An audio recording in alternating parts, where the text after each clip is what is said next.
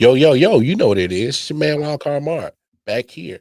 Another Taco Tuesday. Hey, and of course, Taco Tuesday. Got my man Randy Weber in the building. Hey, we're talking Micah Parsons, no longer in Big D. He's out in Wisconsin. We're getting y'all ready for NFL Week 1. It kicks off Thursday.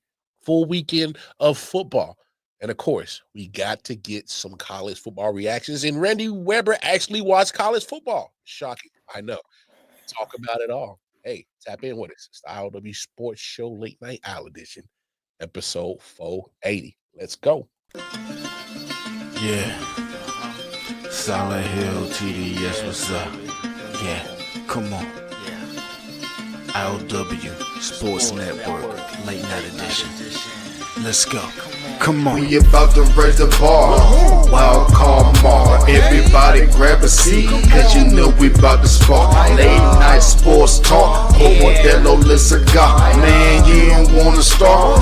Wild card Mar. We about to raise the bar. Wild card Mar. Everybody grab a seat, cause you know we about to spark. Late night sports talk. Modelo Le Cigar. Man, you don't wanna start. Wild card Mar. Hey. L Boogie with the hot flame, ashtray full of top names, little tree for your membrane. This the 9 hour time frame. I just snatched up a 6-pack, got my hands on a lid pack, whipping up a little batch of snacks. Yeah, man, I think I'm all set. Late night, can't sleep, go ahead and just tap in. Better grab you a cold one, and we about to get some laps in.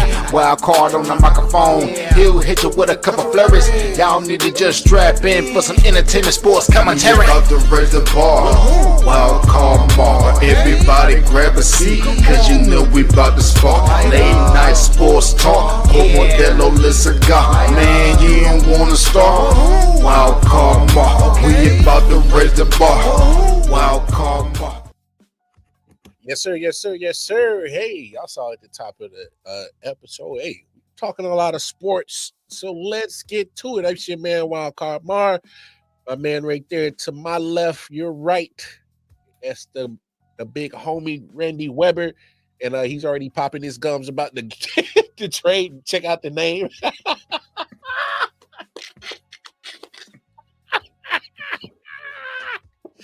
Hey, you already starting, bro. I'm starting. You already starting already, bro. Nope, nobody's gonna remember Saquon now. No. Now we have a new worst GM move in our division, and I'm thrilled about it. You know what? We talked off air. We were gonna try to talk and have a certain line, but damn it, we here. Micah Parsons in Green Bay. I didn't see this coming, and if those who watch the content, literally, me and Randy was just here a week ago, Tuesday night, and I told Randy, ain't no way. It ain't happening. Matter of fact, I was so confident the following day, on a Wednesday, I had my homie, Tyler Drummond, good friend, wrestling friend. We met through a wrestling page here on Facebook, but, good friends. And we talked ball. I had him on last year. And this is what I was so confident. This is what I said to him. He has that mentality yet. I think he's working on getting the players. We'll talk about a player they could pick up here that the noise has been very loud, and I'm very excited about it, even though I'm going to get my heart broken. Yeah, but, I'm letting you, if the player you're talking about, I'm just letting you know right now, it's a wild dream. I don't think it'll happen. I don't think we're talking about MP, right? Of course. Oh yeah, okay, yeah. Now, I don't think it's going to happen either.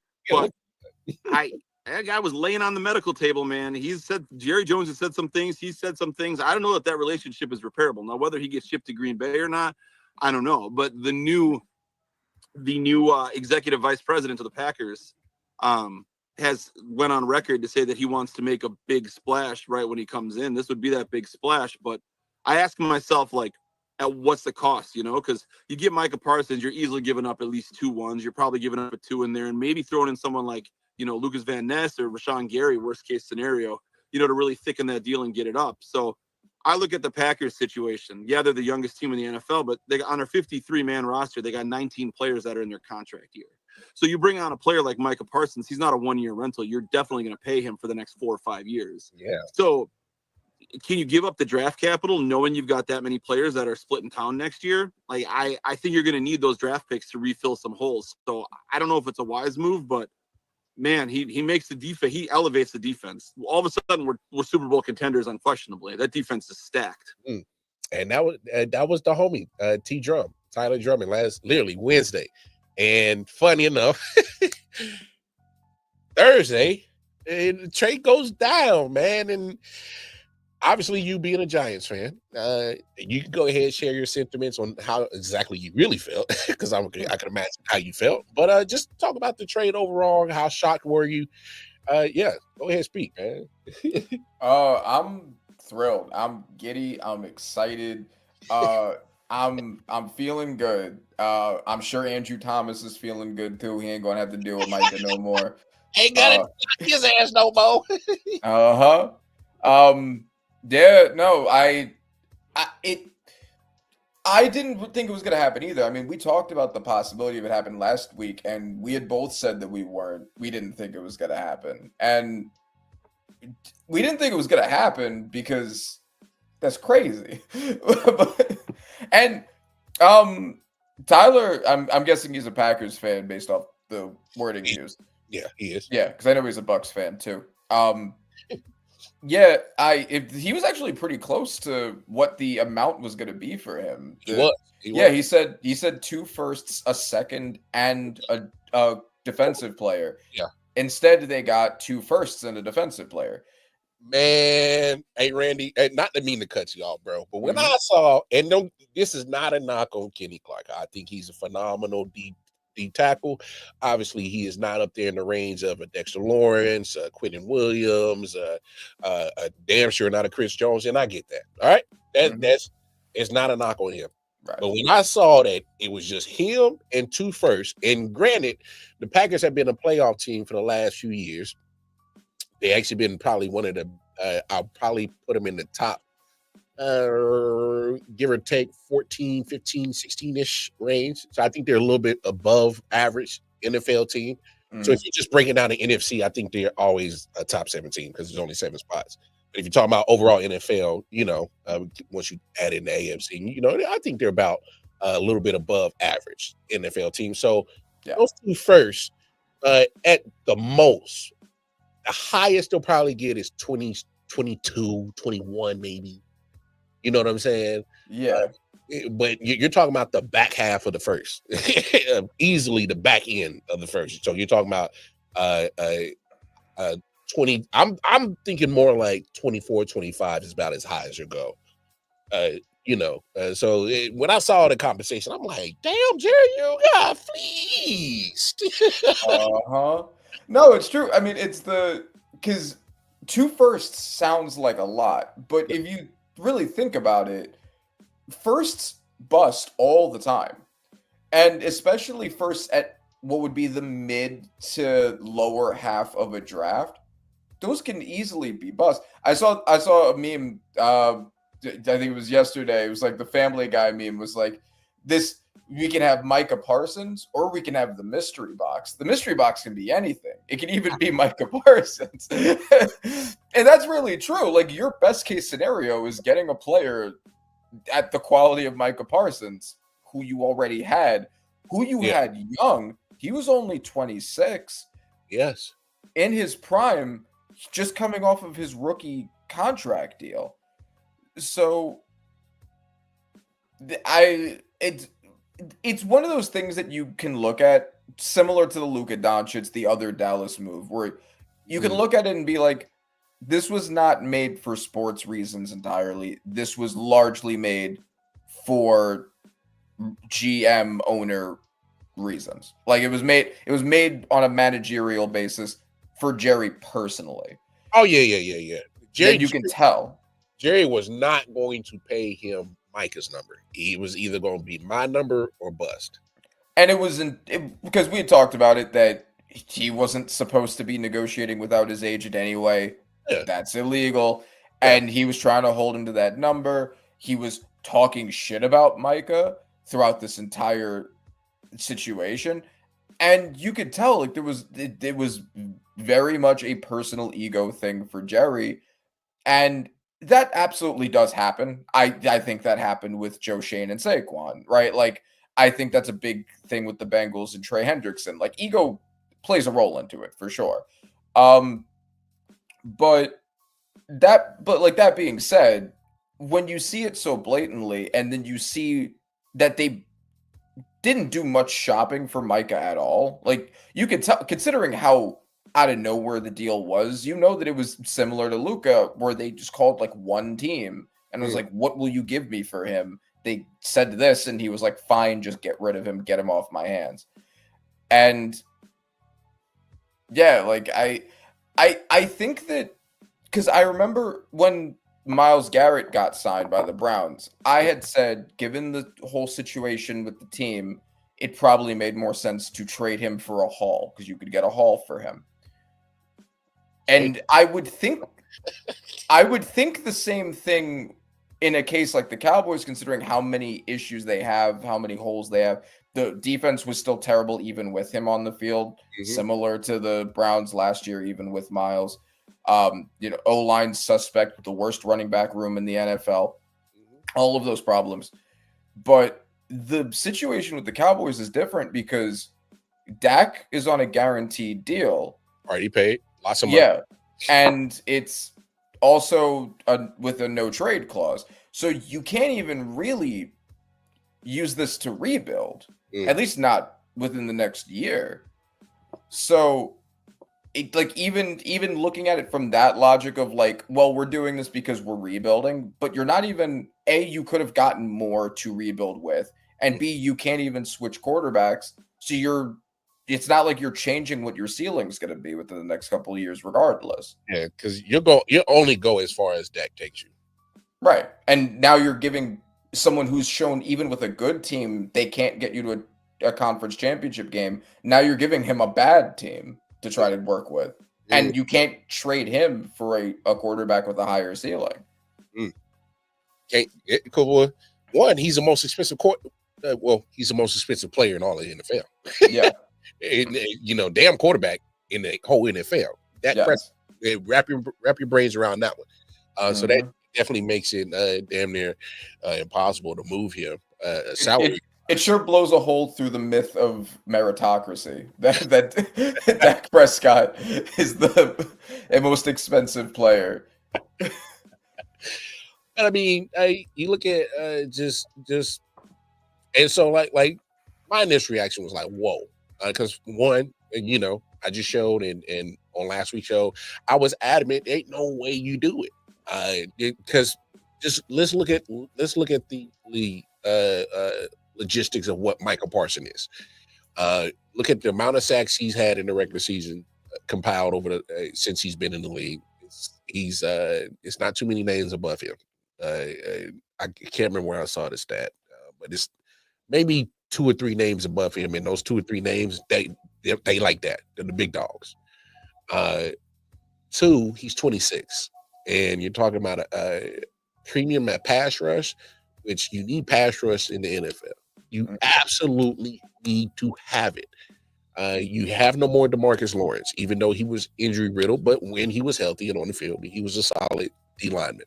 But he hasn't been that guy in a minute. He's been injury riddled. He's been, has been harping his play last couple of years. He's not healthy. Okay. Besides that, what logical answer could Dallas say that you still have a pass rush? I haven't seen much of that to say that, and Cowboys fans can come in here and correct me if I'm wrong. But outside of Micah Parsons, what else is there to say that they have a legit pass rush? You look at they lost both of their pass rushers. Yeah. So you look at that. You also look at the actual compensation that you should have got back from Micah. Not only should you gotten a couple of ones, you probably could have thrown maybe a 2 and a 4 in there just to sweeten the pot, and a defensive player, because that's how I think how good Micah Parsons is. That's how I think, and not just me.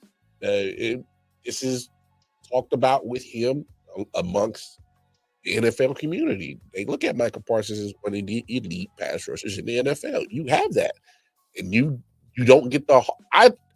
That's why I think where he really got fleeced is there are a couple of other teams that already reported saying, "Man, what? That's all you got? I would have gave you the house for him. I would have gave you this. I would have gave you that." Teams have already thrown out reports that, "Hey, bro, if that's all it took to get him, in hell, why did we make this deal?" You know? Yeah, exactly. Like they didn't even spend the time to shop him around. And like, I get because Jerry said, and it's true that one of their biggest problems was stopping the run, and one that's true largely because you had Micah Parsons, and now without having him, now pass rush is going to be a bigger issue than run stopping is going to be.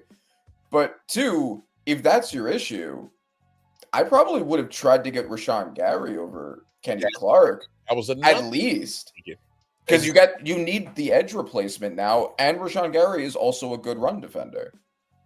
Rashawn Gary, I've seen him lined up inside and outside with the Packers. Yeah, they used him anywhere. They like, hey, whatever our matchup is, we feel best you win it. That's where we line you up at, and then that's how they used him. I don't know. Yeah, and that makes more sense given the needs that they have. Exactly. And also you lost Micah's versatility. He can also play linebacker. You can also do off ball. Like now you sacrificed that in addition to him as a pass rusher, as an edge. Randy, the point of trades in sports is to make sure that the compensation is equal. As a GM, that's your job. Yeah. Anytime you make a trade, let's make sure the compensation is equivalent to as each other's compensation as best as possible. Have there been one-sided trades? Yes, this fits that criteria. This is especially if everything works out how it was supposed to. What we think of Micah, what we think he is, how great he is, and you line him up with Rashawn Gary, I think that's a problem. Good luck with that. And I'm like, oof. That's crazy. And Rashawn Gary was happy that happened. Now, with all that being said, you know what? One thing that they're not really talking about, and we kind of talked about it off air, a lot of people who really weren't paying attention to this back issue with Micah Parsons. And the only reason why I bring that up, Randy, is because, look, obviously, I'm not in the physical condition of Micah Parsons. You caught me. I'm not as fitness as him. Okay. I never had the chance to play in the NFL. You caught me, guys. All right, cool. Slacking. Yeah, I'm slacking. Well, what I'm saying is whether you're 38 and, slimming down like me, or you're 26 and can complete physical peak fitness like Micah Parsons, one thing that'll sit your ass down is a back. I don't care how fit you are. I don't care how great you think you are. Go ask certain athletes where her back has literally changed the trajectory of a person's career. Here, I know it's a different sport. Look at David Wright in Major League Baseball. He was on the precipice of a Hall of Fame Major League Baseball career. His back fucked up. That man couldn't play no more. And the trajectory of his career went straight. They still love him over there in Mets land. Fans, they still love him. Because they know what he did for him. But you know what? Once his back started getting jacked up, he was never the same. Larry Bird, too. Larry Bird. He is a Hall of Famer. But look at what Larry Bird, look at the time frame of his greatness. It's not going to be your 15, 18, and damn sure ain't going to be your 22 career of greatness. His greatness was almost like that whole 80s decade. Yeah. It's just right there. That's like 9-10 years, which by all means is a solid career. But the way that we talk about Larry Bird and the aura around him, you would have thought this man played 19 years. Yeah, he packed a lot into that short amount of time. But yeah, he could have had a much similar to his enemy Magic, right? Like their careers are both cut short. And I mean, like right now we're talking about Matthew Stafford. We're trying to decide what he's going to be like with his back, with with whatever back issues. I have no idea what he's going to be because, and I get it, he's played a lot of football hurt, getting his ass kicked in Detroit since 2009, and I understand that. But damn it, you can't out-beat a fucked up back. That'll take the strongest man down to his knees in a heartbeat. Don't believe me? Come on. This man talking about I need an epidural. Huh? Just to play? Are you that jacked up? You need medic, and just so you know, that's not going to be a long-term fix, long-term solution.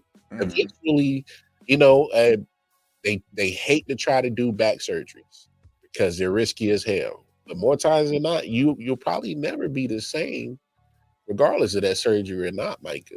And I think that's the reality of maybe Jerry. And this is, I don't like to give credit to crazy motherfuckers.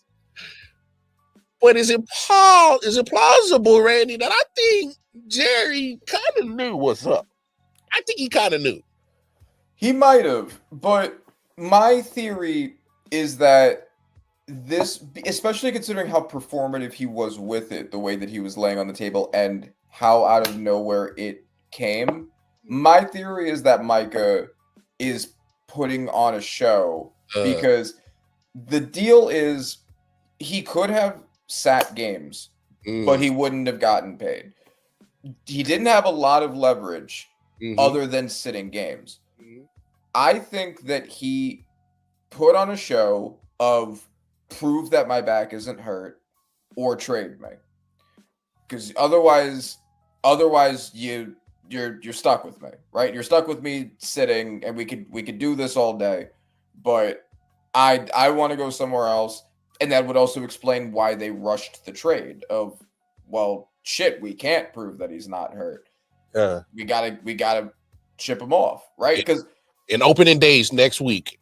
yeah, exactly. Like the dramatic way that he laid on the table, like that doesn't seem like something you would do if you really wanted to be playing or be part of that team. Right.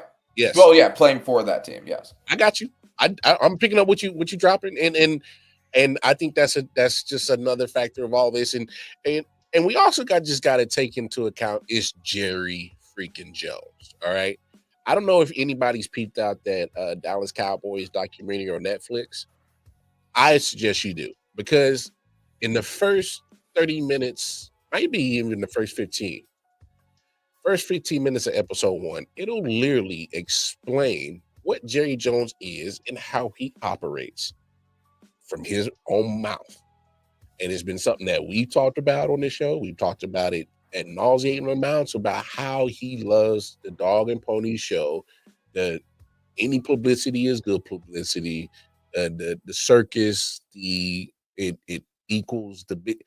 This man had this literally in his plan to make what the vision of from the beginning.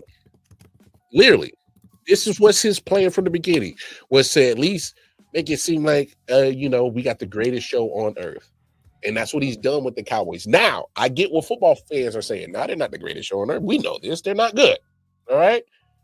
But what I'm saying is, when it comes to actual creating the clicks, the talks, he's always making sure that the Cowboys are talked about, no matter whether it's positive or negative. They're going to be part of our podcast, their podcast, their podcast. They're going to talk about it on FS1, talk about it on ESPN, talk about it on all the talking heads, major sports networks. And he's succeeded at that. Obviously, we see what the team is valued at. I think $12.6 billion. So if you watch that documentary, it'll explain Jerry Jones to a T, and it puts perspective on why this trade actually happened. Yeah, for sure. It was personal. Like or personal / showmanship, but it was not because he thought this made them a better football team. Oh, without a doubt. and that's why Cowboys fans are pretty universally pissed. There are some like Skip Bayless that are coping, but you could tell there's a reason why they're going out of their way to cope, because they know it's not true. They know the team is worse now. You know what you gave up. Because when he was in your uniform, you didn't have to worry about number 11 on the defensive side showing up in the regular season game. because he 4 times than not he did. And you know, if you wait, our best pass rush, and we ain't got no other pass rushers. And okay, Kenny Clark, he helped stop the run, but can he pass rush too? Is he going to get sacks? Because you eliminate one problem, but created a new problem. And I don't even know if they eliminated that other problem because, like, yeah, Kenny Clark is a good run defender, but he can't do it alone. That's the rest of their D line is buns after him. Suspect, very suspect. So yeah, no, that's a fair point. Don't even know if they even nixed out the original problem they were trying to address by getting Kenny Clark back in the training. Here's the thing that makes it real crazy with Jerry Jones, and I think this is the reason why he ultimately pulled the trigger. He's like, I'm not gonna get this guy at my price. Cool, but I've done enough showmanship circus. I done already did the podcast tour, talked to my good old buddy Stephen A. Smith. I didn't talk to Michael Irvin, on his podcast. So he did the tour. So, and he already talked about it. He's like, all right, enough is enough. Because this dragged on all through off season. This could have been eliminated almost three months ago. Mm-hmm. You know what I'm saying? Like, this could have been, matter of fact, this should have been something that should have been nixed at the draft. Yeah, and that's what I always say is it makes so much more sense instead of dragging these things out, because every single time a top player gets signed, they become the most expensive player of that position in NFL history, right? It's a race, it's inflation. You want to beat the inflation. If you want Micah back, sign him as soon as you can. Mm-hmm. Don't wait for TJ Watt to become the most expensive edge and then Myles Garrett, or I don't remember which order it was, but I think Myles Garrett to also become the most expensive edge, because now you're comparing him to the top 2 edge players in the NFL, but also who are both older. Yeah. So now he can look at them and be like, okay, well, they got this much. Now I want this much. And you wouldn't have had to deal with that if you had signed him at the end of the offseason. I think it's Jerry's arrogance, if I'm really being honest. For sure. Yeah, 100% it's that. Because and obviously I don't know Jerry, but just obviously observing as a football fan, I'm thinking he's probably looking at the situation like this. It could have been a lot cheaper for me, like you said, had I paid him before TJ, had I paid him before Myles. It would have been cheaper. Yes, it would have cost you still a shit ton of money, but it would have been cheaper than that. Mm-hmm. And similar to Dak, he waited for Dak. There was a whole bunch of other quarterbacks that got paid before Dak, and then now you stuck with this number with Dak that either you exceeded or you reset the market, or he did the same thing with CD. He waited too long, and that bag price ended up going up too. Because Jamar got paid. No, I think Justin Jefferson got paid. Yeah. For sure. There was a couple of other wide receivers. I think AJ Brown, Devontae Smith, Tyreek Hill readjusted his. Jalen Waddle might have got a contract in there. Amon-Ra St. Brown got his. So there's like a whole buttload of wide receivers that just keep resetting the market, and then now you're stuck with this number. Now he's lucky he didn't wait till Jamar got paid, because Jamar's exceeded everybody. So, but yeah, you're right. It's like Jerry, because of his arrogance, he waits, and I think it's because he knows that he's going to make that money back and then some because of his business acumen. And granted, he's done a great job turning $150 million into $12.6 billion over 30 years. All right. The most expensive team to not make a conference championship game. He's managed entirely on vibes to make this dynasty enormous. So that's definitely something. Usually teams have to win to become that expensive. Exactly. And he's done on his winning early. And so that's what I've always kind of said to Cowboys fans is, if you were alive to see it, you better cherish it, because he don't care about winning no matter what he tells you. And this is a move right here where, obviously, I'm still worried about the back, but if all things are good as a go, and probably that's a whole bunch of nothing, Micah Parsons is still Micah Parsons. Mm-hmm. And I get it. His arrogance is probably saying, "Hey man, I married this team 12.6 billion. I paid 150 mil for them. All right, I won some Super Bowls. I love being this cash cow. And whether people, Cowboys fans, you want to live in the delirious world or not, I'm gonna tell you the real. You keep saying, man, I can't wait for him to pass away. For what? You do know that the people in charge behind him are his seeds. Yep. He got 3 kids, and they all in the front office with him. Who do you think is about to run this team when he passes away? They're not selling that team. Yeah. And you know that they think the same way, you know. Thank you, Randy. Like, are we being that? We can't be that oblivious Cowboy fans, are we? I mean, I know some of y'all are. I'm talking about as a whole. Y'all all can't be that gullible. It is always their year. But y'all can't be that gullible as a whole fan base, thinking that things are going to change when he croaks. It's his seeds. He's been grooming them since. Literally, if you watch the Netflix special, it would explain to you exactly what you're dealing with. I think grooming is actually the perfect word for it, too. He absolutely has been grooming them with that mentality. It's been grooming them to run a circus where the headlines, as long as you got people talking about you popping. I really need people to really understand and how much shit is really swept under the Cowboys rug because of Jerry Jones. Really. I really, I'm talking about some shit where you looking at these players that he had, even Michael Irvin, and you're like, bruh, you should be in jail right now.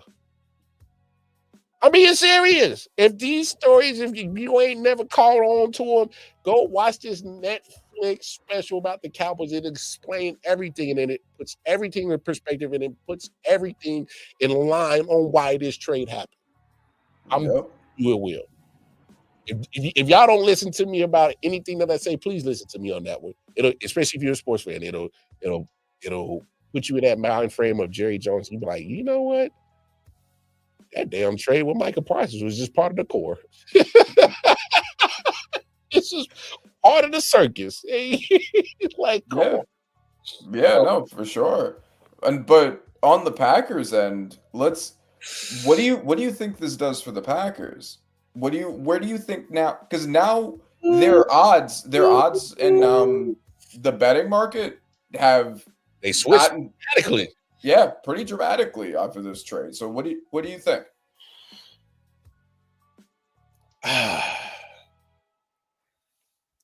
Initially, I was like, damn, that kind of puts the Packers in a nice little spot. But me personally, I think I had them slated down as a 5th seed to make the playoffs. First wild card. So I'm thinking probably maybe 10, 11, 12 wins at the most for the Packers. That's what I was already thinking. Couldn't go in as a 5 seed. Obviously, I don't think they win the division. I still think that's Detroit's. I get it. They got 2 different coordinators. I understand that. And, we've seen before, if you lose both of your coordinators, a la Philadelphia Eagles a couple of years ago after making the Super Bowl, you look totally different. And I understand that. That roster is so damn good on Detroit. That roster is nasty. And it's not a knock on Jordan Love, who I think has the tools and the talent, and it served him great sitting for 3 years. Whether people like it or not, it served him to just sit back, watch, learn, listen, shut the hell up, get the mental part. I still think they, I got them. I still got them losing in the wild card. I got them going to the divisional round. So they at least make it to the divisional round as a 5 seed, but they run into Philly. I just think Micah Parsons, as good as he's going to elevate that defense, I still need Jordan Love to elevate his play, because he can't just sit there and just have Josh Jacobs have the season he did last year and your numbers get worse? Huh? What are we doing? Yeah, so that's I'm kind of in that same boat where like hurt, and I get it. Yeah, Like, yeah. yeah. From a narrative perspective, it feels like they should have the same year that the Eagles had last year, where they got to flex on us after taking Saquon. Now the Packers, it's their turn to flex on the Cowboys by also winning the Super Bowl, right? Like I think that's part of the reason why everybody's it's changing so dramatically. I think they're going to be better than I thought they were going to be too. I had them being ironically 6-10 and a tie with the Cowboys. That game is turning into a blowout for the Packers now. That's like Micah's having a 5-sack game that day. Wow. And I think it's in Dallas too. Yeah, and the Dallas O-line is suspect, so yes, Micah's gonna eat. Micah's gonna eat Dak alive. But that being said, they probably Dak is just fine. Yeah, it's just fine. He probably wins another game or two. The Packers win another game or two. They might now be the 6th or 7th seed for me and might lose in the first round. And the reason why is the team's solid still everywhere. They were never like an elite roster. It wasn't similar to it wasn't really like the Eagles where they were adding a final piece to what was already an entirely loaded roster. They have a good roster. They have a good offensive line. They had a solid wide receiver core, although Matthew Golden, who's looked really good in the preseason, does look like he's going to be their wide receiver 1, and I hope he does because I just added him to my flex. So he could end up being the guy for them, and that should be a significant improvement. Josh Jacobs is still Josh Jacobs. Their cornerback room was always my biggest issue because after losing Jair Alexander, who admittedly didn't play all the games, he missed a bunch of games like he always does, but he was still, when he was on the field, their best corner. They lose him and replace him with nobody. They have a great safety room, so their secondary should still be good. Xavier McKinney is a star. Evan Williams made the rookie team from last year. He looked good. So it's a lot of solid, a lot of good, some areas that are weak, but some areas that are pretty strong. They only really had the 2 stars in Jacobs and McKinney. Now they have a third in Parsons. Mm-hmm. And then Love is good, solid, but inconsistent. He has some good games and some bad games. I don't think that this makes them a Super Bowl contender. I think that this does raise their ceiling. I think this might be the difference between them making versus missing the playoffs. Because remember, they also have the 6th hardest schedule, and they're in the most competitive division in the NFL. So that might be the difference between them making the playoffs. I don't know if this is going to be an enormous difference maker for them in terms of going deep, having a deep playoff run, but it should still win them some games. They will definitely be better because of this, undoubtedly. I just forgot that the AFC West and the NFC North both put 3 teams in last year. I just forgot about that. So hey, and that's another factor I think that plays a difference in this. That's why you also add him. You got to get after Jared Goff. Caleb Williams got a better offensive line, so you got to get after him. But he's still sackable, trust. That's another conversation. I'm still not sold on Caleb Williams. Okay. And hell, is JJ McCarthy. You don't know what he is. So until you find out what he is, just throw Micah Parsons on his back. And so we'll see how that works out. So there is some offense that you definitely got to pay attention to. And because you need the pass rush, especially if you're going against Minnesota, you better get to that quarterback before he gets it off to Justin Jefferson. All right. Caleb Williams has some weapons in Chicago that he's starting to put together. His friend, love Luke Burton. MIZZOU, my Mizzou Tiger wide receiver, love him. Obviously, Rome Odunze, DJ Moore, they're starting to get weapons. Cole Kmet, if he can start, adding a little bit more to the actual receiving side of his stat line. But And then again, Detroit, you better get pass rush on them. They got weapons all across the whole field. So yeah, this makes perfect sense why Green Bay was in contention to get Micah. Obviously landed him. But they are also in a division with 3 teams that have now very good offensive lines. Yeah. So the pass rush is now especially important. They, I don't know if they necessarily would have the weakest, because they have a pretty good one too. But in terms of being able to break through their opponents' offensive lines, they definitely have a huge boost there. Look, people can say what you want about the Bills. Look, they've been taking care of business in a sorry ass division. That's not their problem. All right, that's not their problem. But they hell in business. You want to know how the easiest way to get to the playoffs? Win your division. That's the easiest way you can get to the playoffs. You can go literally 8-9, 9-7. It don't matter. Win your division, you're in there, and then all chips is you're all in after that. Anything can happen. Yeah, and that's because they have at one of the 2 hardest divisions. I'll say probably the hardest. Yeah, I mean, I still agree with you that I had Detroit winning the division. I still do. Yeah. Until you beat the man, you got to. Hey. Yeah. I know the saying. Yeah. You got to beat the man. So that's just what it is until I see further notice. I'm not saying the Packers are not capable of doing it. Adding Michael Parsons does help. That helps tremendously. And the fact that you only gave up some lousy, only 2 ones and Kenny Clark, I think he came out on the good end of this deal. Right. And I'm also much higher on both the Bears and the Vikings than I think you are. So that is part. I don't even know if they're necessarily the second in line to win the division. I'm sure that you probably do have them as the second in line. Yeah, I only have him second in line only because I don't know what JJ McCarthy is. Obviously Justin Jefferson is phenomenal.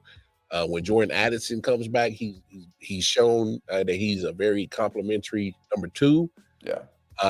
Aaron Jones, when healthy, he's showing that he still has enough left in the tank to still be a solid running back. And you can't sleep on that defensive side of the ball with Brian Flores as the coordinator. And they keep that. I'll put it to you this way. If I don't know what I'm going to get for JJ McCarthy, I know for a fact that Brian Flores and that defense are going to keep me in the game until I figure out what the hell I got. Exactly. And that's why I'm really high on the Vikings. They made Kirk Cousins look great. Sam Darnold walked into that system after being a bum for years and was an MVP candidate immediately. And the team is even better now with Jonathan Allen and Javon Hargrave added to it. So if JJ McCarthy can just be the game manager he was in Michigan that won a championship handing the ball off a lot. Another 11-12 wins. Yeah. He's not, I don't think he's going to, I don't think he's worse than Sam Darnold. All he has to do is be as good as Sam Darnold. Exactly. And just don't F it up in the big game. That's it. No, I think you're absolutely right. And so, but just, that division is not going to be a cakewalk. And so, hey, I get it. You still got you got 3 other teams in there that's going to compete. Because even the Bears had 7-10 last year, I believe. So they were 5 wins for the Bears. Okay, 5.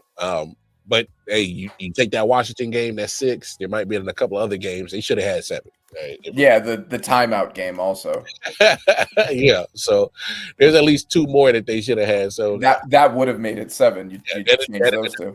7-10 teams. So they're going to be floating to get better. Obviously, Minnesota and Detroit are still there, but hey, a lot of football. Let's get some thoughts on week 1 as we're going to go through the matchups, talk about these joints right here, because obviously we're going to start with week 1 schedule when it comes to this Thursday, which, ladies and gentlemen, football is back.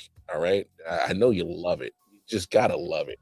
So September 4th, Cowboys and Eagles. I think we can both agree that that is a Eagles win. Yeah, I think so. I'd be willing to put some money on a nice, I don't know, 20-point spread. Oh man, yeah, I think we can agree that it was a week 1 victory. Then of course the Friday game, Chiefs Chargers. Obviously, I'll have vested interest in that. I've already talked about it. If you want to check out what I said, me and my man Chris even went over to Lightning Strike Bolts podcast for the Chargers. Did a collab with them, or Ahead Chief podcast on all social media platforms. We already talked about that game. I'm not going to speak much on it. I think the Chiefs are walking away with this a big ass whooping, 31-14. Yes, I said it. I get what a lot of people are going to say. Oh no, Rashee Rice. Well, the Chiefs have already they had a plan. They knew this was coming. They just didn't know when. And so all you do is just implement it at the first 6 games of the season. That's all you do. We do. Also, they had 15 wins without Rashee Rice last year. Thank you.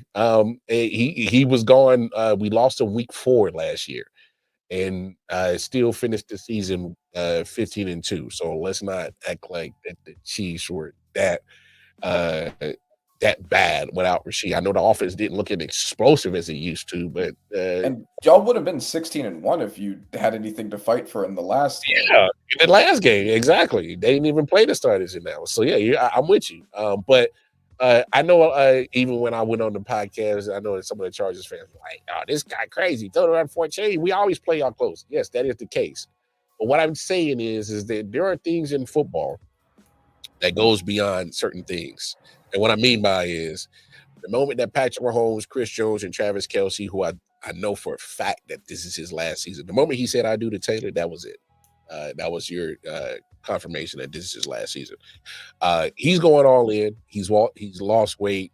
He's trimmed down. The yards after catch is going to go up this year because he's going to have that little bit of burst left because he's not going to be as heavy as he was last year.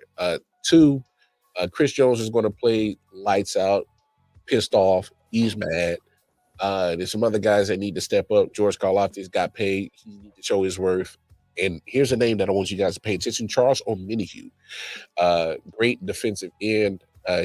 Now gets a full training camp, full off season with the Chiefs. So he's starting the season off. He's going to start off hot, and he's going into contract year. Tested his market last year, came right back to the Chiefs because there were teams that was worried about his injuries. So y'all know what happened when defensive pass rushers playing on contract here. Y'all know what's up. And then look, I get it. Joe Alt is phenomenal tackle. He's getting to move back to the left side because of the injury to Slater. Okay, so if you're and knowing how smart Steve Spagnuolo is, okay, well, I'm just going to attack the other side with Joe Alt isn't. Yeah, I love Justin Herbert. Great talent, but come on, man. You got to start making your talent match the big moments. And so this is a big moment. I do not see great play from him, and I do not see great play from the Chargers. Go ahead, speak on it. Yeah, I mean, I don't think it's going to be a blowout like you do, but I do think that it is going to be a Chiefs win. A lot of the Chiefs wins were close, although a lot of that was also circumstantial. They didn't have a left tackle. They didn't have Rashee Rice. They had to play a control the ball type game, and that led to a lot of that. Josh Simmons has looked really good in preseason, so they may have found their left tackle. Meanwhile, the Chargers lost theirs. So yeah. I thought even disregarding all of that, if Slater was on the field, it's just really hard to bet against the Chiefs. But I would pick the Chiefs in this, especially with Slater out. I do think it's going to be close, though. They do play close. They normally do. You are probably going to be playing a similar control the ball style because Rice isn't in, which might have Mahomes with a game-winning drive at the end. But I do think that the Chiefs are going to win. Be careful, NFL. Y'all been pissing off Patrick Mahomes. He ain't saying it. Y'all pissed him off, and not necessarily y'all as players. What I'm saying is, it's been the Colin Cowherds, the Dan Orlovskis, and they've just been. The players may have also too, because we're going to talk about the NFL Top 100. oh, buddy. Okay. Yeah, we'll come back to that because yeah, let's come back to that. The Baker boys, Baker Mayfield and the Bucks go to Atlanta. This is easy for me. I'm going Tampa Bay. I'm not ready for see, and I get it. They normally division game, they play each other tough, but damn it, Baker has been balling ever since he put on the Buccaneers uniform, and I cannot bet against him until I know exactly what you are, Atlanta. So until then, give me Baker. How you feeling? I'm going Atlanta.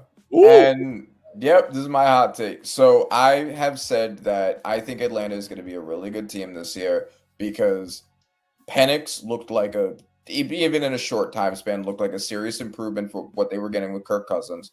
And so they have a quarterback that I think is going to be really good, rocket of an arm. They have a really good receiving core led by Drake London with Ray McLeod and Darnell Mooney. Bijan, who's top 5 running back in the NFL right now. They have a good offensive line, and they should have a great secondary now with what might be a top 3 safety duo in the NFL. The only thing that they've been missing is the defensive line, specifically the pass rush. They invested heavily with draft capital to get James Pierce Jr. and Jalen Walker. I think that's going to pay dividends. I think the fact that they now fixed what was essentially their only problem, they're now going to be really good. I think that the Falcons and Bucks are going to split their series against each other. That's fair. Because this one's in Atlanta, I'm going with them to win this one and then the Bucks to win the one later. Okay. Fair enough. The Bengals, 1 o'clock game going to Cleveland, Battle of Ohio. Bengals should win this.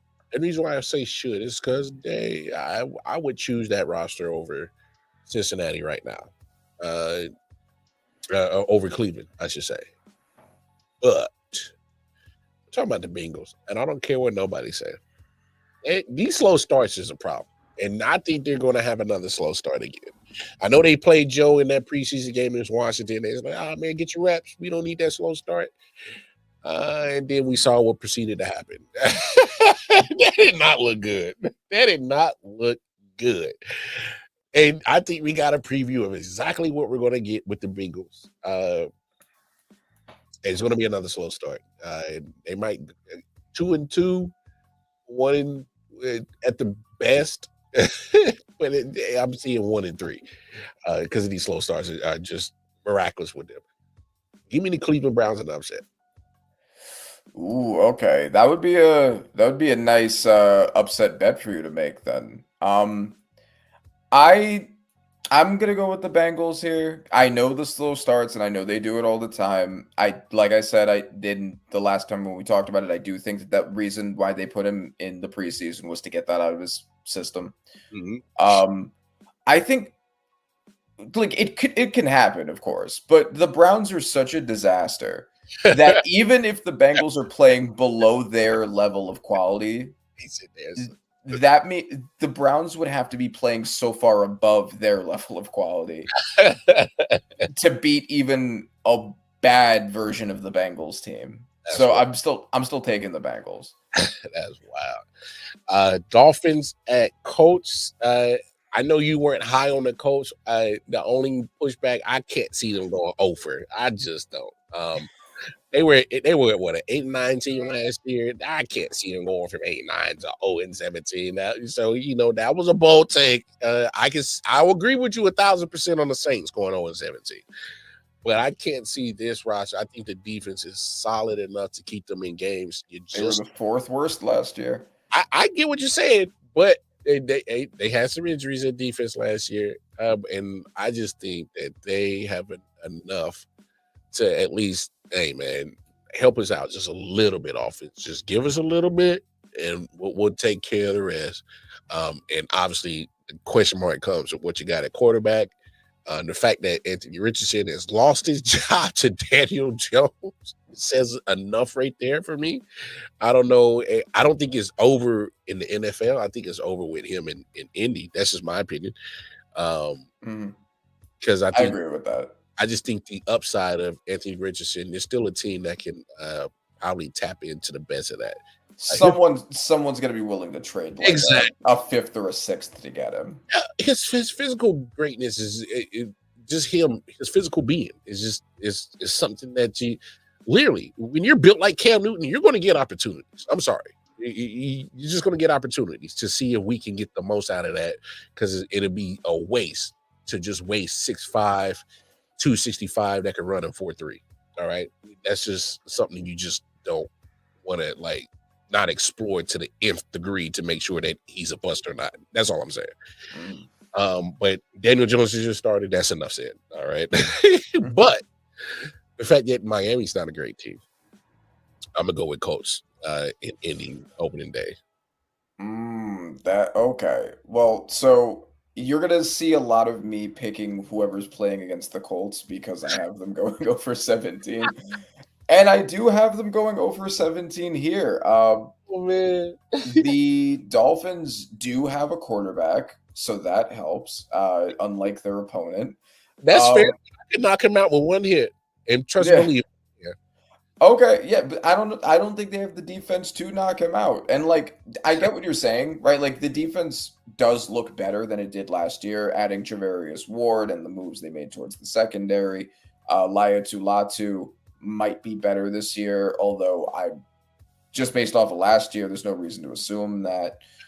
Not that he was horrible or anything, just he underperformed. And Harrison Butker is old, and I don't think they're going to have a very good defense. And I also think, on top of the fact, because the offense is so bad, they're going to lose because of that. Because the defense is going to be on the field all the time. So I think all of that's going to work against them. The Dolphins are not a good team. They have one of the worst secondaries in the NFL. That for sure, and that's a big issue. They have one of the worst offensive lines in the NFL. However, as long as Tua's on the field, they still have a good winning percentage with Tua. They do. Tua is a very good quarterback. I think he's one of the most underrated players in the NFL. He is very good, and when he's on the field, they do win games. He will be on the field for this game. He still has Tyreek Hill, still has Jalen Waddle, still has Achane. And that's all they really need to be better than the Colts. They also, on top of it, they have a better defensive line than the Colts have. So, on top of the fact that Daniel Jones is also going to be getting pressured, I don't see it. I think the Dolphins are comfortably winning this. When the Dolphins lose Tua, when he starts throwing up gang signs again, then my picks on their games are going to flip. But as long as he's there, I don't think they're going to be horrible. Yeah, not that he throwing up the Suwoo. When Tua's going blood in, blood out, then you gotta chill, bro. Hey, but no, all jokes aside, I mean, I think that's real shit. I mean, the guy is one hit away from possibly his career being done. You can't keep playing with concussions, y'all. You can't. Yeah, that's why they should have spent at least 3 draft picks on the offensive line, but they don't listen to me. Not only that. Okay, so not only do you not address your offensive line, your left tackle Terran Armstead retires. How do you not have a legitimate backup plan, as in quarterback wise? Quinn Ewers was looking terrible in preseason, and Zach Wilson is your other option. And Zach Wilson is your other option. This is where. Oh, if Tua goes down, we're okay. No, you're not. If Tua goes down, y'all in trouble. Yeah. Y'all in trouble. The season goes down with him for real. Yeah. No, it's true. The season goes down if he goes down. And so, obviously, if he goes down, then all of my picks are going to flip. but this is Tua Dolphins, and Tua Dolphins are usually not bad. They're at least average, typically. And the Colts are horrible. So I'm going with the Dolphins. I don't think they're always over it. Yeah. When you put that over 17, I said, "Oh Lord, Randy, I can't wait for this to just get." Oh yeah, we gonna make sure that we try to not make you look crazy on this internet, man, because they gonna cover you once they this was over 17. Oh yeah, we gotta go get him. But Panthers, Jaguars. I think this is a coin flip because I'm not high on either one of these teams. But I think Jacksonville, Duval, they're going to be amped up. I'm curious to see what the Panthers defense is going to look like because the way you looked last year, yeah, you put that defense against Brian Thomas Jr., who I love and had a great, phenomenal rookie season. He's only going to get better. And then, the spot plays that Travis Hunter is going to provide. That gives him a solid, second option wide receiver. Believe it or not, like Tank Bigsby, shout out to my man Kyle Nash, Duval Deep Dive. I had him on the show.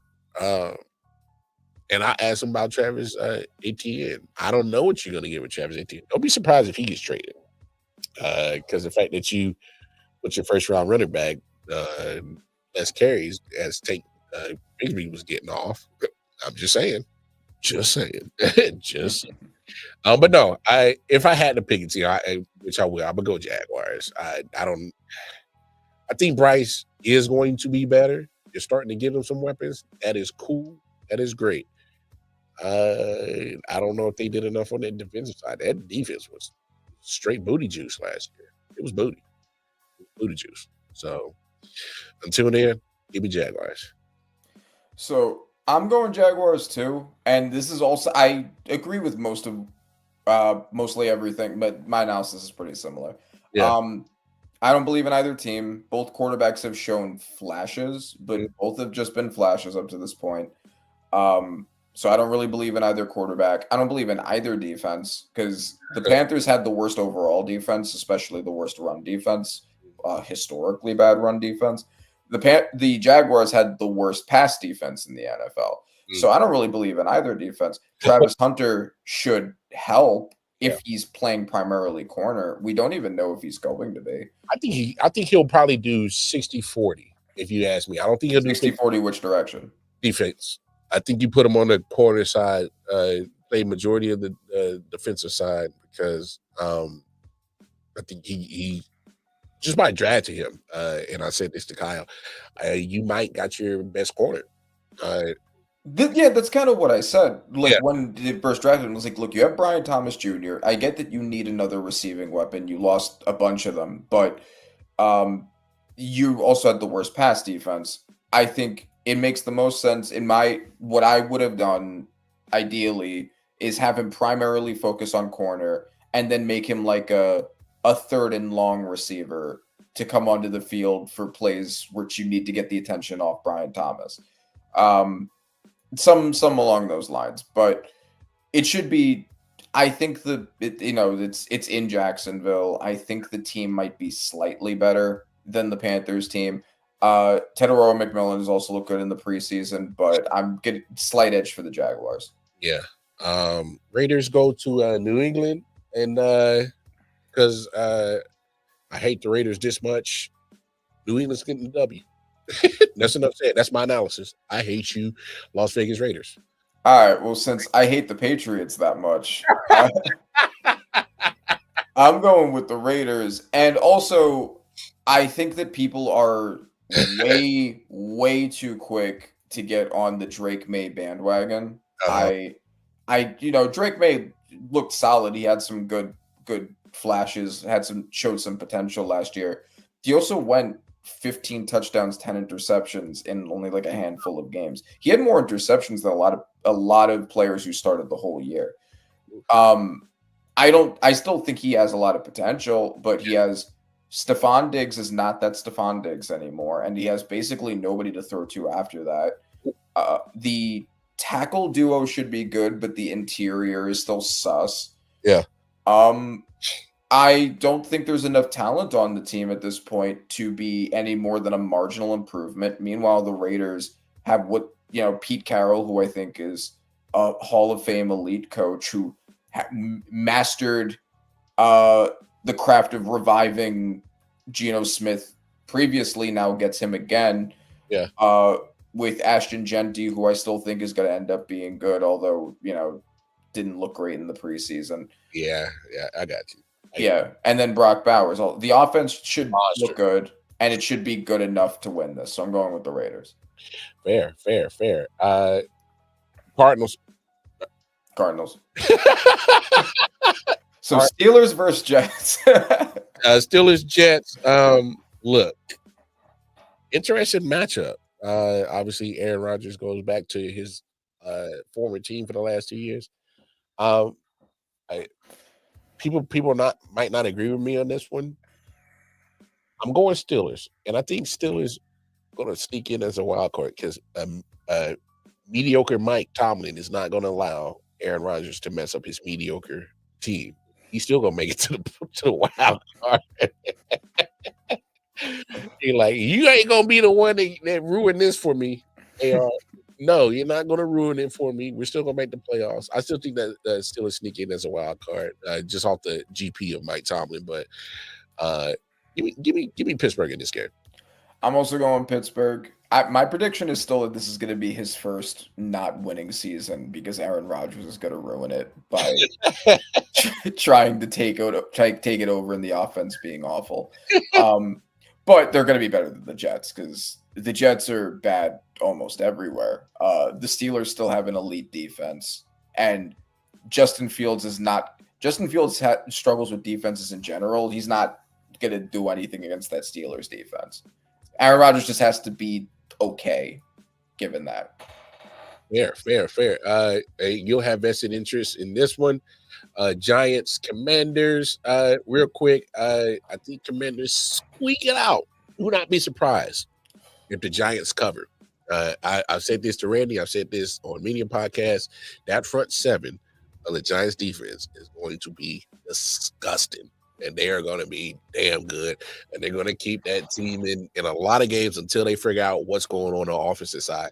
So it behooves Russell Wilson to have a good season. Because if you don't, you already know what the G-Man going to do. The fans is going to call for the Dart Man. They're going to call for him. All right? He put on too much of a great show in the preseason. Say what you want. The fans are going to have Russell Wilson on the short leash. Now, if Brian Daboll has the same mindset, he probably won't. I'm just saying. He's probably going to wait later in the season and wait till we're mathematically eliminated. Then I just want to see what y'all should do. No, bro. You need to save your job. I personally think if you're going to go out on your shield, bro. Put Tyson down in there and stop fucking around and just see what the fuck you got, bro. Okay, so as much as I would love to pick my Giants in here, and as much of a history we have of even when we're bad, all of a sudden turning into Joe Montana's 49ers against the Commanders, I don't think that's going to happen this year. Jaden Daniels is really good. I agree that it's going to be close because I think our defense is going to give him a lot of problems, especially since he is still relatively sack prone, although significantly better than he was in college. And the offensive line they made improvements with in the getting Laramie Tunsil and Josh Connerly in the first round. So I think they'll be prepared to deal with a harsh defense, but the harsh defense is going to still keep it very close. But slight edge for the Commanders, unfortunately. Yep. Titans and Broncos. Broncos, Cam Ward, I like you, man. It's going to be a rough season, bro. Yeah, the Broncos are a really loaded team. And I do think Cam Ward has potential. I do think Cam Ward is going to be pretty good. But Bo Nix is already good, and he has a significantly better offensive line, defense. The weapon scores are probably about even, but he has possibly the best offensive line and defense in the NFL. So Broncos. Yeah. Seahawks, 49ers playing host to the 49ers. This is okay. I'm not sure what they really think of for the 49ers. But I did pick the Seahawks to be a wild card. So I'm going Seahawks in this game. So you picked them to be a wild card? Yeah. Ooh, we didn't talk about that. Okay, I didn't see your predictions. No. Me and Bobby did it on the Audible on Friday, and then I just kind of pretty much just copied and paste on the Arrowhead Cheap podcast today. But we can get into that a little bit later on. Yeah. Oh, yeah, absolutely. Okay, so I don't think the Seahawks made a good decision or a series of good decisions in the offseason. I do not think putting Sam Darnold behind a bad offensive line. Hey, what did Sam do to you, bro? Look, I'm just calling it like I see it, right? Like his biggest issue last season was dealing with pressure when the Vikings offensive line stopped working. And he started seeing ghosts, and he became an unplayable quarterback. You're taking him and you're putting behind an offensive line that you've had issues with for the past several years. And you had an elite group of weapons, and you took them away, and you gave him Cooper Kupp instead, who's old and is going to play like 7 games. So, ain't no cap though. I love Cooper, but they're been hurt a lot lately. Yeah, he's good when he's there, but he's not there a lot. So, all that being said, though, I've had a lot of concerns also with the 49ers. The 49ers losing almost everybody on their defense and replacing them all with rookies. Losing, although Debo was already declining, I don't think that's huge, but I still believe in Shanahan, and I think that Shanahan will turn them into he'll get the rookies to a point where they become good players eventually, but I don't know if that happens immediately. I actually do have the Seahawks winning this game, but I have them splitting the series with the 49ers winning it later. That's fair. Another key matchup right here. Hey, we were just talking about them earlier. Packers take on the Lions. A lot of divisional games week 1, and I'm not mad at it. Yeah, me either. There's some good games. Yeah, some great matchups. Look, until you beat the man, you ain't the man. I'm still really rocking with Detroit in this game because Detroit has made it Lambeau their home away from home. They're not scared to go into Lambeau, especially under Dan Campbell. He's won a couple of games already in Lambeau. So he said, hey, y'all got this mystique of Lambeau. Well, I've been pissing on it because I've been coming in and kicking y'all ass even when we ain't playing for a playoff game. So yeah, give me Detroit. Yeah, I'm also taking Detroit.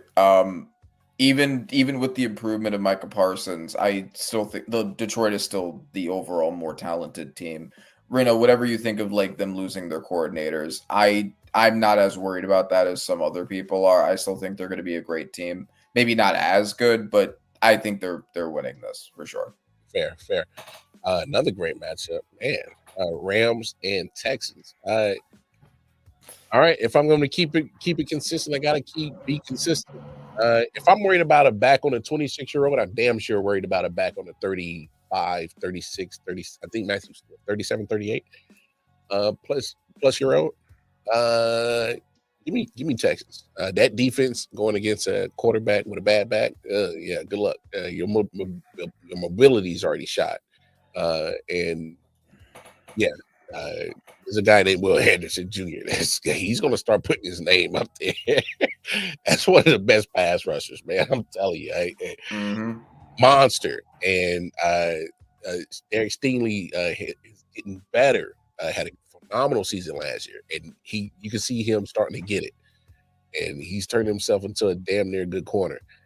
Dare I say, knocking on the precipice of top 5. I think he's already top 5 for sure. Yeah. I mean, obviously we can have that conversation another day, but he's damn sure top 10 for sure. I only say it there because I don't know what people value at corner, but if you're going based off of last year, he was a top 5 corner.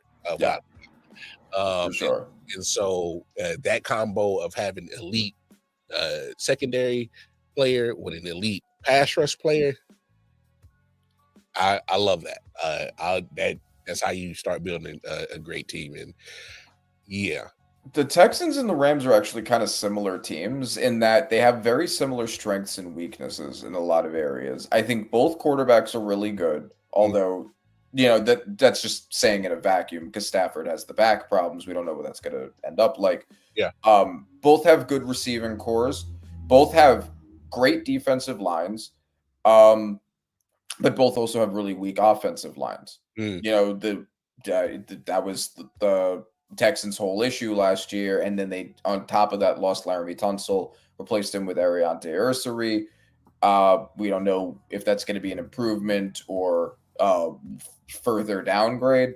Meanwhile, the Rams, their center was the backup for the Bears' terrible offensive line that gave up all those sacks. They lost Jonah Jackson. So basically, it's which offensive line can withstand the horde a little bit better. And on top of that, also with the back injury, I think I'm also going Texans. You also have Danielle Hunter, who is my most underrated player in sports. Like, dude's absolutely phenomenal. Yeah, and produces like a top 5 edge, and people just don't talk about him like that. Yeah, because he's been in Minnesota and Houston. They're not going to talk about them in his play when he's sitting on those teams, which is like you said. I agree with you. Very underrated. No reason why Danielle Hunter's name shouldn't be mentioned with your top. At least put him in the same breath with Trey Hendrickson. Shit. Yeah. For real. So you got Will Anderson and Danielle Hunter running at you while you're a bad back, and you don't have a good offensive line to protect you. Good luck.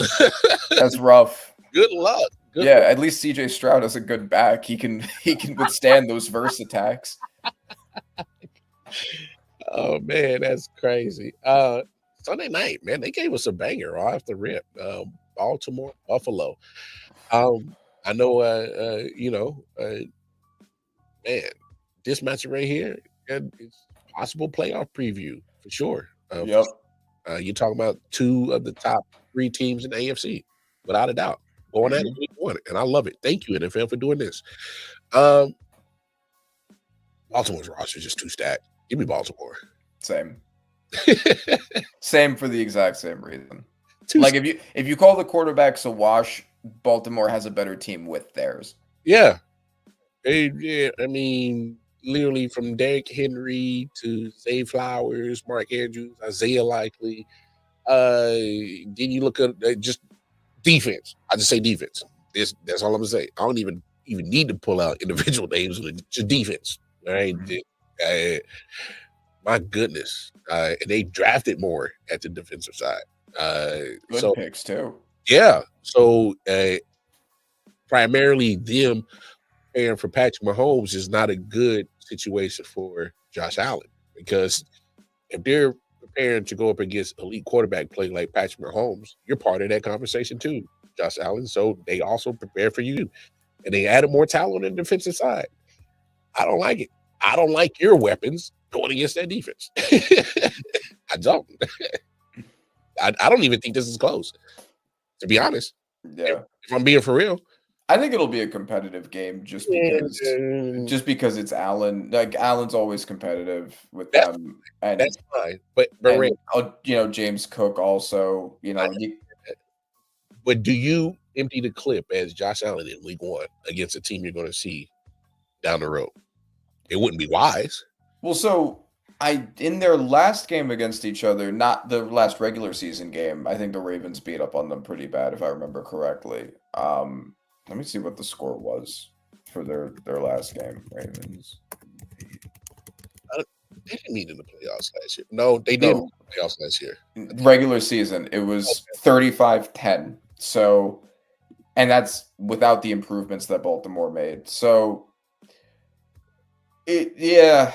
I mean, Ravens are definitely winning. I'm not sure. Maybe it won't be that close, but at playoff time, we'll see how close it becomes. Yeah, I just don't see this week 1 going in the Bills' favor.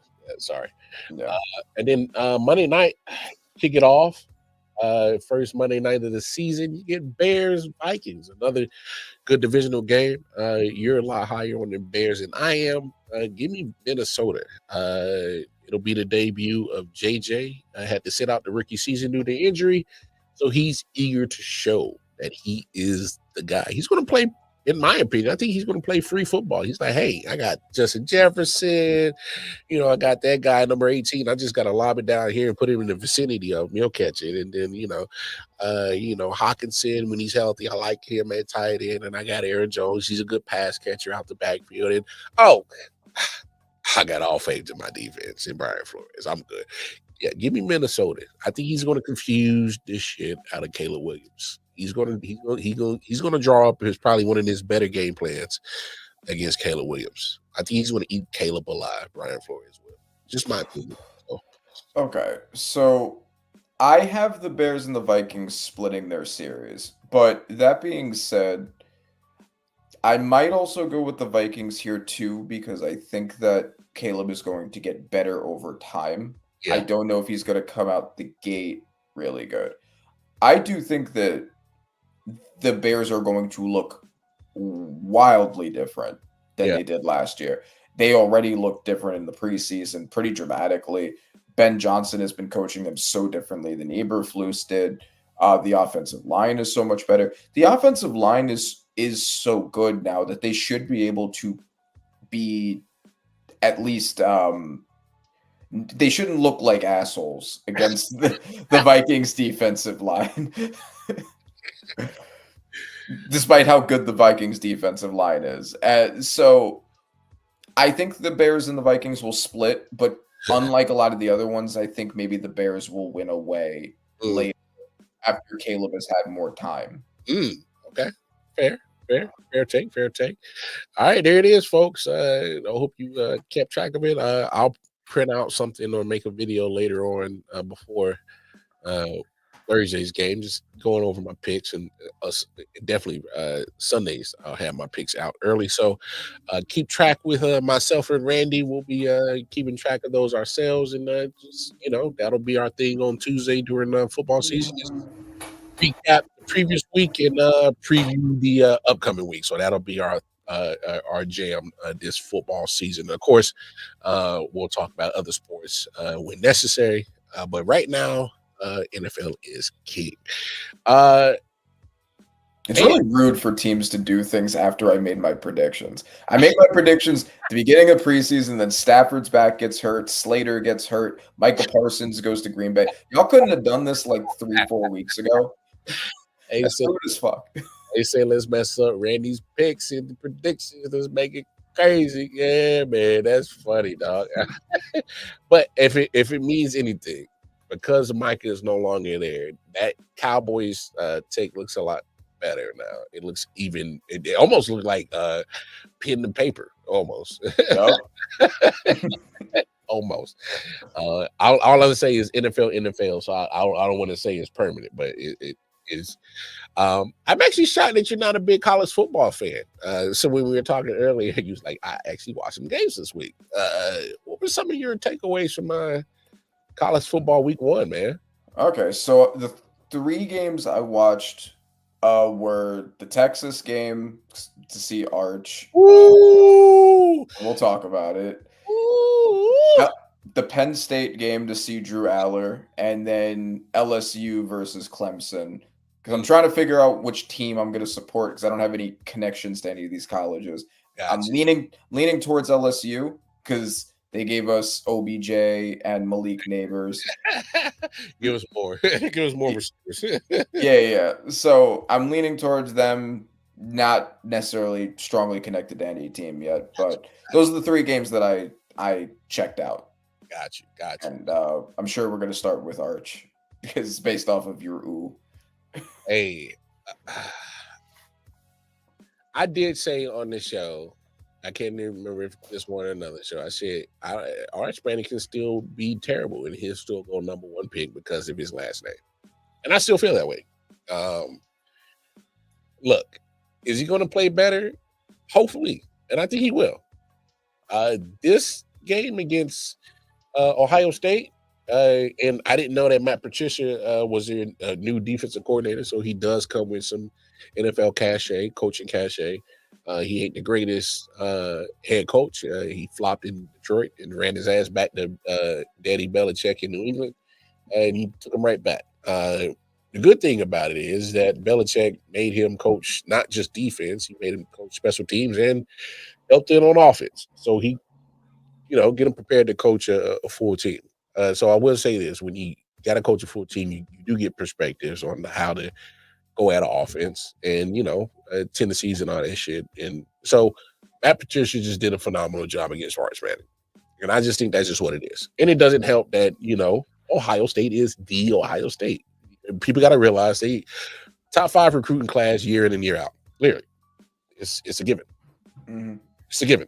All right. So they're going to get studs on both sides of the ball. I was slightly surprised how the offense looked kind of dead from Ohio State. But their defense looks legit. Yeah. Hey, the biggest calling card that people are going to talk about is Arch Manning. Hey, man, it happens.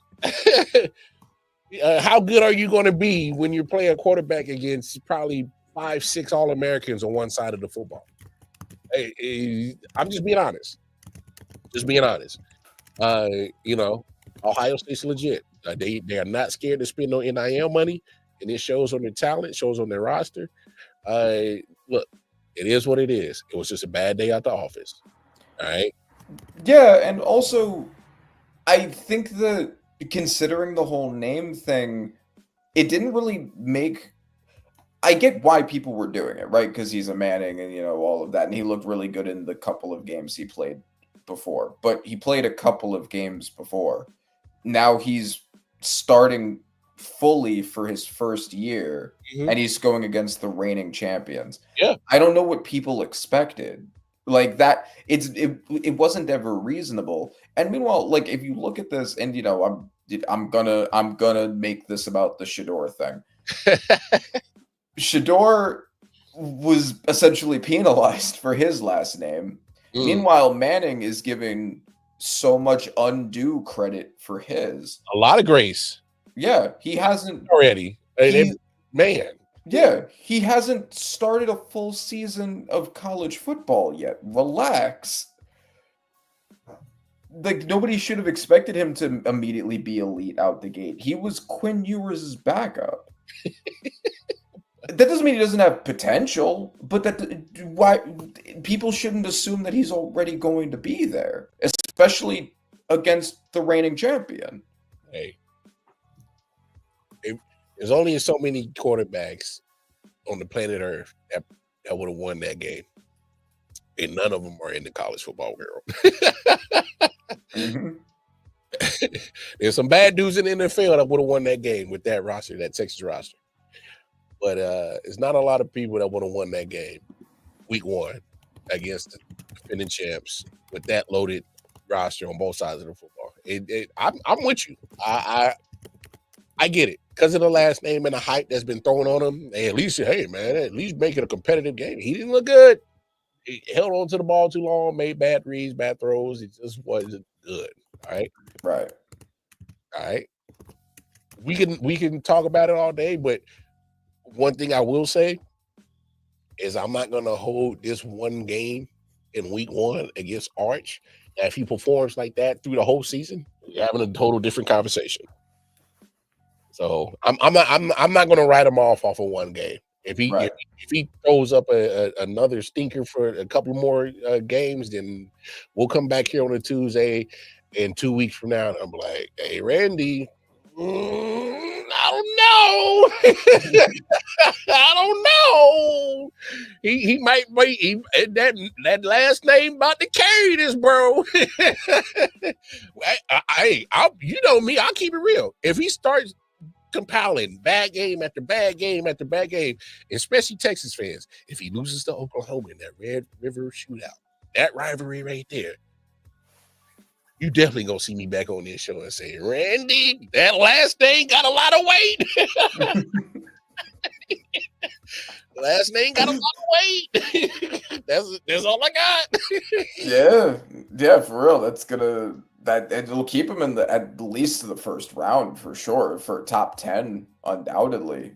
Especially because he's a quarterback. Yeah, and people thought I was crazy. I said, "Oh, if he has a bad year, no, you can't have him number one over." I said, "Bro, we're talking about a Manning. They are not going to treat him like a Sanders." Yeah. No, and I said that before this week started, that I thought it made sense for Arch to try to get as little exposure as possible.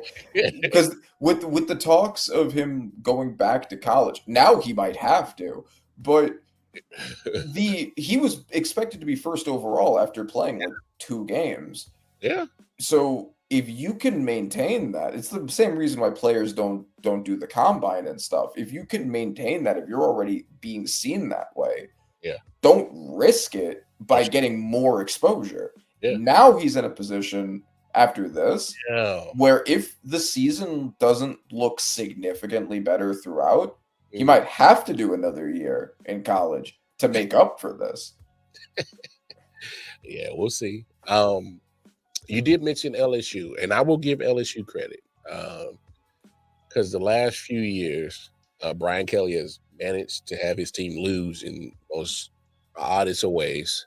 But they went in there and handled business in Clemson, South Carolina. And to be fair, I don't trust Dabo no more. I don't know what happened with bro. That man took down big, bad, mighty Bama in Nick Saban peak twice.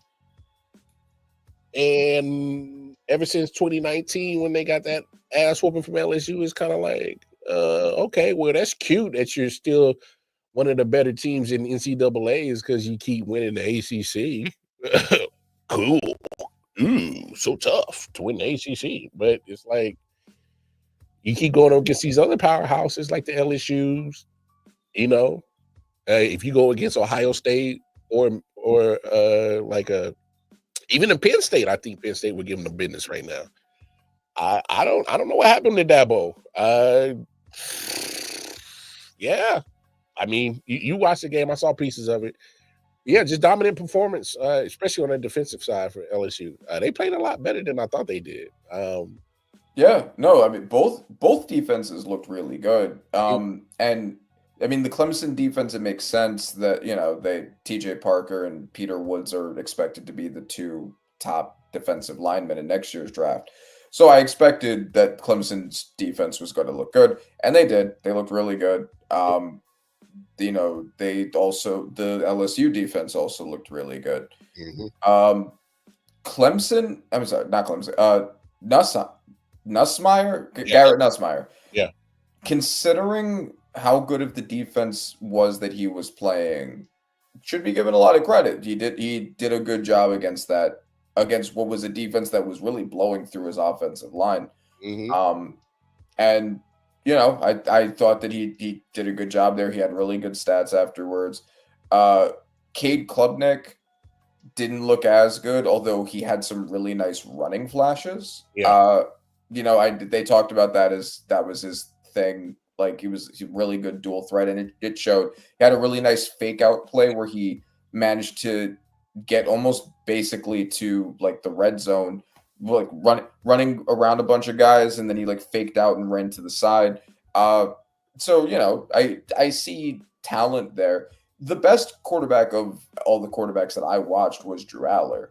Drew Aller, and he was going against Nevada. I know Nevada's not a team in that class, but he looked absolutely dominant. I can see why he's expected to be a top 10 draft pick based off of that. Although I need to see him against a real team to know. Gauge it, right? Yeah, I got you. But yeah, man, I don't want to say LSU is back, but I will say that LSU Don't be surprised if they mess around and be in Atlanta for the SEC championship game. That's all I'm saying. That's all I'm saying. Because there are other teams in the SEC that didn't look as good as their name carries that weight. And I'm talking about mighty Alabama. Woo! Caleb, the boys, you better turn this around quickly because you do not want them country bumpkins in your front yard. They're ready to get you up out of Tuscaloosa, boy. Randy, I've never seen a Bama team with no aura. I saw a Bama team with no aura on Saturday. No aura. Yeah, it was Alabama, but no aura. And Florida State was looking like a team that was, look, we just trying to get our respect back. We was doing all that wolfing and crying. We were supposed to be part of the playoffs. Then we got a butt whooped in the playoff or in the bowl game because half our team opted out, and and then we put up a stinker last year, and Norvell definitely was on the hot seat. Florida State dogged them, bro. And I'm not just talking about dog them. I'm talking about in the part of the game of football where Alabama is synonymous of making sure they win. And I'm talking about the trenches on both sides of the ball. They got dominated on both sides of the ball in the trenches. That was a Bama team with no aura, Randy. They in Tuscaloosa right now trying to concoct the most crazy ways how we can get Nick Saban back in this damn coaching job. Oh, they can't. Oh, woo. Bama fans, how about to hate me for this one? Not only are y'all gonna be bad this year, and y'all gonna have just a 500 season this year. I said it because you still got talent. Let's not front on that. All right, talent is not the problem. I think it's the coach. Hey, he's just not Nick Saban. He's just not. And this isn't a you trying to replace the legend type of situation. This is, I just need you to keep us on the same trajectory as the legend. I don't think Caleb the boys can keep Alabama with that same trajectory as Nick Saban. I just don't. Might be me. Might just be one game. But there was parts of last year where I'm like, this don't look like the Bama team that I know. I'm so used to seeing aura, dominance, especially in the trenches. That was a wake-up call for me when I saw them just getting bullied in the trenches. I'm like, oh, wait, Florida State doing this? Oh, then y'all might get dog walked in the SEC this year. I'm calling it right now. They might finish third in the SEC at best. Third. Right now, I would say LSU's better than them. And the SEC team. I mean, Ole Miss always gets them. Of course, Georgia. LSU and Georgia off the top of my head, off rip. So I ain't even got to Ole Miss. Might be better. South Carolina is already a top 25 team. They look good. And no, I'm not going to be a homer and say Missouri. I don't think we're ready yet. So those are at least three teams off the top of my head that I would get to in the SEC before I even get to Bama. So might even be four if I sneak in Ole Miss. So Ole Miss, South Carolina, Georgia, LSU, four teams off the top of my head that I would say, oh yeah, they might get Bama this year for sure. No juice, no aura, man. It was crazy. I never seen nothing like that from Alabama team. And last topic before we get up out of here. We had a debut Monday night. It looked good for a second for Belichick. I was gonna say we got to talk about the other Carolinas college team. It looked good for a second. I just love to see him sad.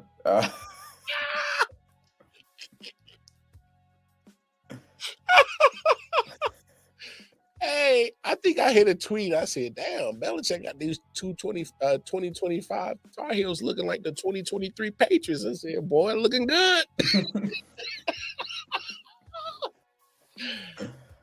Man. Ooh. Yeah, man. What's your thoughts on Belichick? Just him and the Tar Heels is bombing up on national TV. Literally, everybody's watching this game. It's Labor Day, ain't nothing else on. Raw had already aired. They was in Paris, so it was an early episode. So ain't got to compete with WWE. You can easily get college ratings over some bullshit VH1 shows. So I ain't tripping about that. Some BT shows, yeah, whatever. You go out and stink up the joint like that in front of the whole world. Yeah, it's hard to say what happened. I mean, it is his college coaching debut. Mm-hmm. Whatever complexities and nuances go along with transitioning from the NFL to college, kind of hard. I'm not sure. I mean, we've seen other coaches do it and do it much better. So I'm not looking to give him an excuse for that. Mm-hmm.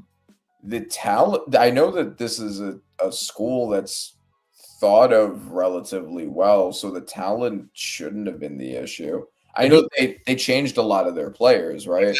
I was about to say that, to be fair, to give Belichick some grace, which I normally don't like to do. I mean, when you flip the roster and 70 of your players are transfer portal, I'm like, oh.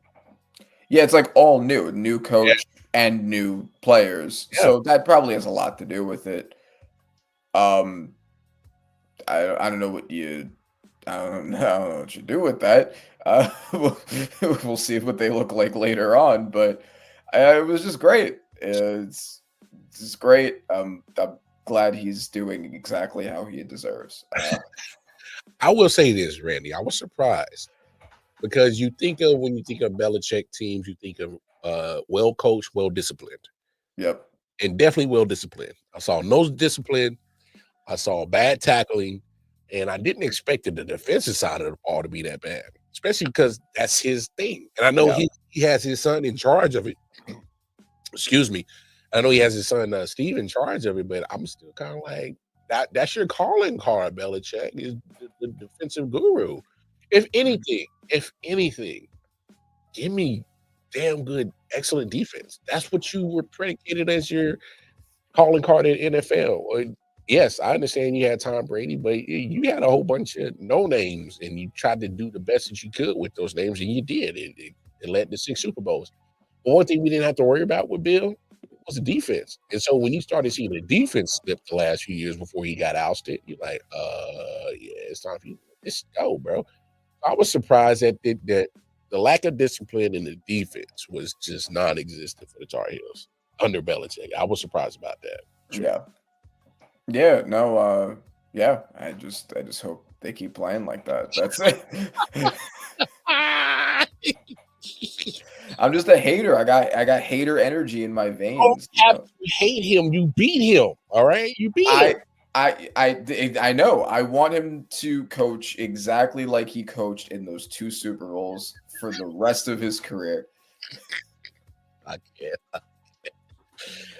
Oh man, that's great, man. Man, we're gonna wrap this thing up. We'll get back to my I'm gonna do them real quick. All right, so this is what I did, Randy. Me and Bobby went over it.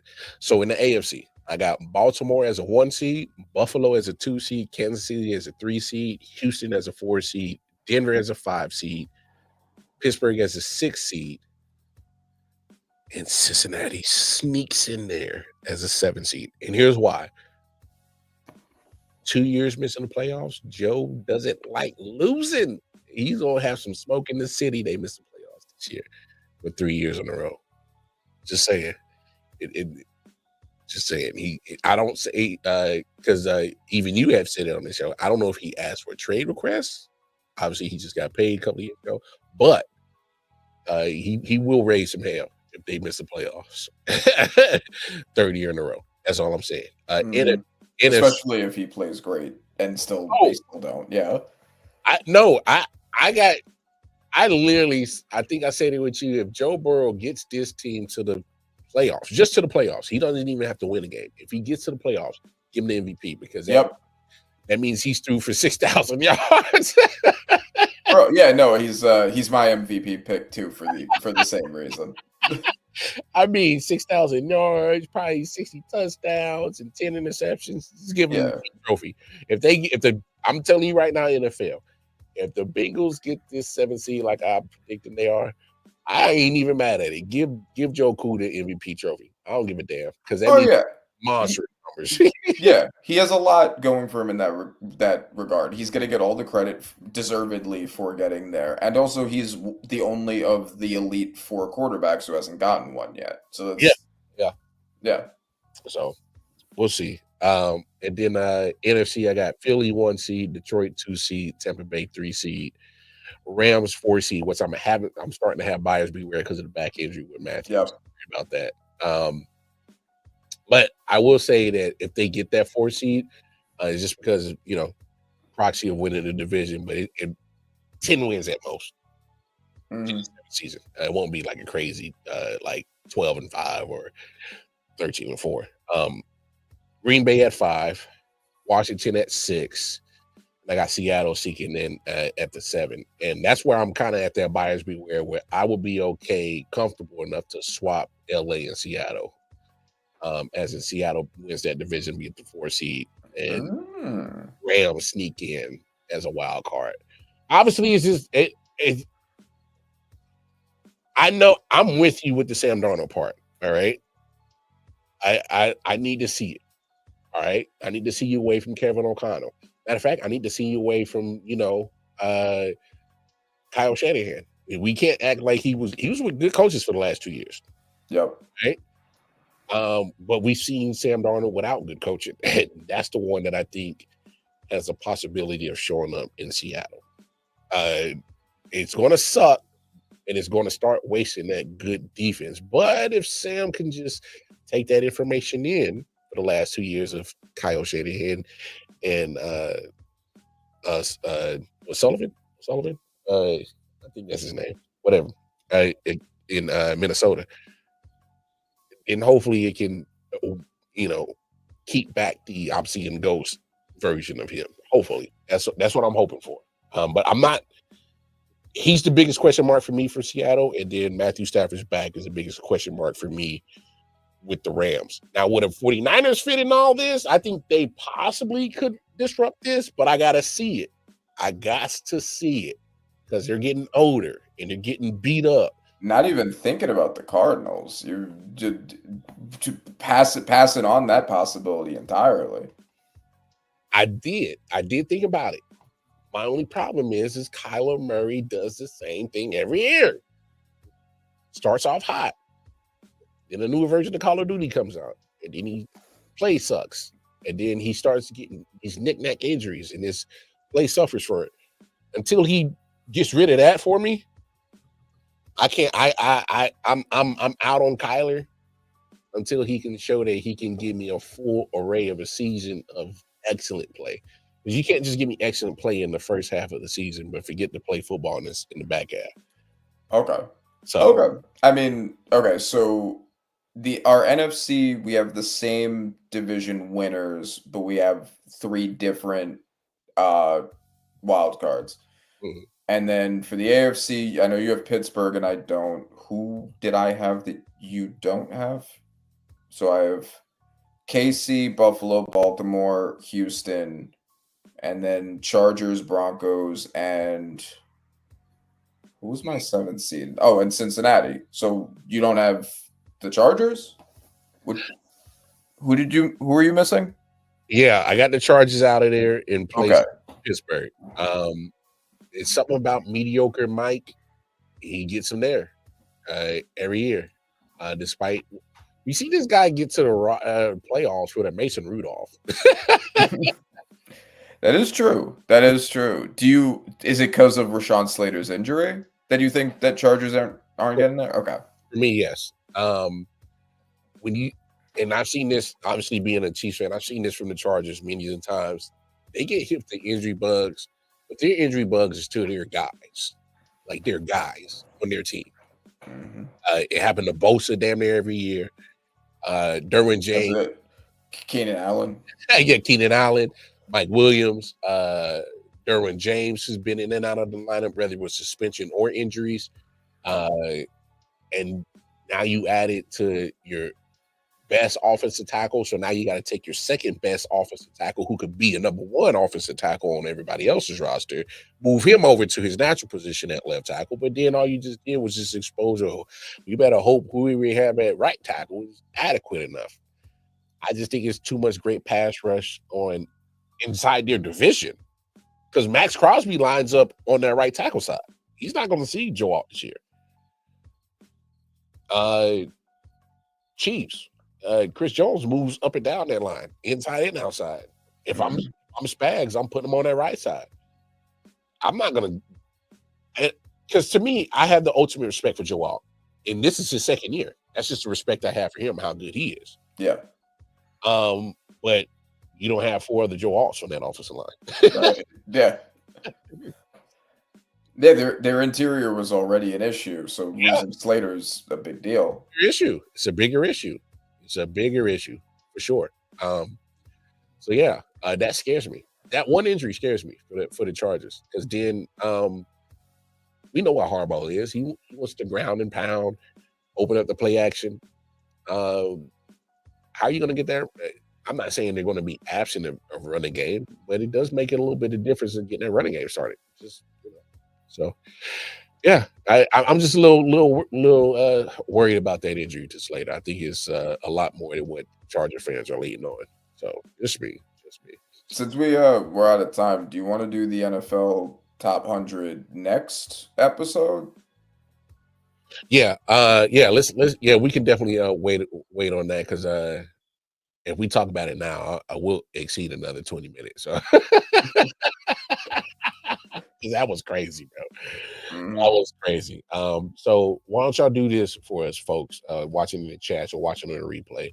Go over that NFL Top 100 list. We're not gonna probably go through all 100 picks. We'll probably glance on a couple of picks that are like, hey man, this guy is kind of high or this guy is kind of low. If we'll talk about those players who we felt was a little bit too high or too low. But we'll focus more on that top 10 because that's where the bread and butter is at, especially when this is a list made up of supposedly NFL players making this list top 100. We'll see. Again, going over to NFL.com, go over the top 100 list. We'll tap into that next week. But hey, I'll be back tomorrow, maybe Thursday, maybe Friday. I don't know. I know I've been trying to give you guys 3 shows a week.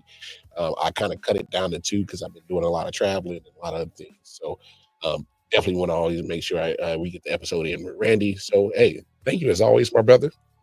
For your time, your dedication. Always. Y'all can always reach Randy Panther on Acid on Instagram. You need audio needs, and then once he gets his law firm set up, we'll plug that up. In due time. Yeah, absolutely. I'm always down to network. But brother man passed the bar, so he knows.